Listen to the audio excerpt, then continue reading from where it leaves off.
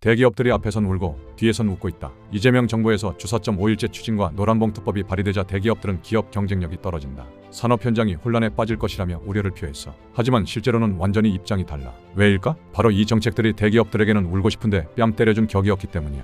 팩트부터 보자. 한국은 OECD에서 가장 오래 일하는 나라 중 하나야. 우리나라 연평균 근로시간이 OECD 평균보다 10% 이상 많아. 동시에 파업으로 인한 손실도 극심해서 일본보다 100배 이상 높은 수준이야. 반면 로봇 시장은 어떨까? 전 세계 산업용 로봇 시장이 연평균 27%씩 성장하고 있어. 거의 10배 규모로 확대될 전망이야. 주 4.5일제와 노란봉투법으로 인해 산업 현장이 혼란에 빠질 것이라고 했지만 실제 대기업들의 행동을 보면 완전히 다른 이야기야. 삼성은 레인보우 로보틱스 투자 확대, 현대차는 보스턴 다이내믹스 지분 50% 이상 보유, 두산은 350억 원 규모의 자동화 회사 인수, LG는 2,600억 원 규모의 로봇 회사 매입.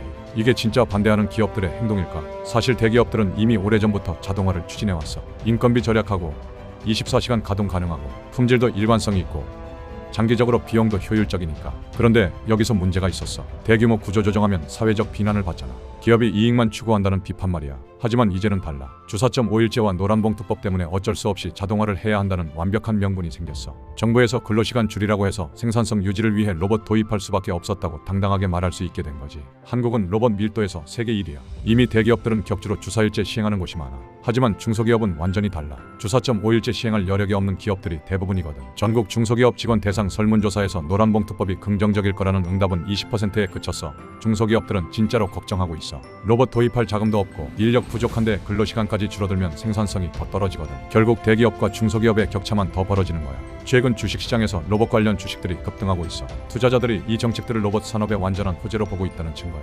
업계 관계자는 말했어. 노동환경 변화로 인건비와 파업 리스크가 커지는 상황에서 로봇은 가장 확실한 대안이다. 키오스크가 최저임금 인상으로 빠르게 자리 잡았듯 산업 현장도 로봇 중심으로 전환 속도가 더 빨라질 것이라고 말이야. 이재명 정부는 노동자 보호를 위해 이 정책들을 추진했어. 하지만 실제 결과는 대기업의 자동화 가속화, 노동자 일자리 감소 가능성, 중소기업과 대기업 간 격차 확대. 정부는 노동자를 보호하려 했지만 결과적으로는 노동자를 대체할 기술 발전을 가속화하는 아이러니한 상황이야. 대기업들은 표면적으로는 반대했지만 실제로는 이 기회를 최대한 활용하고 있고 울고 싶은데 뺨 때려준 격이라는 표현이 딱 맞는 상황이야.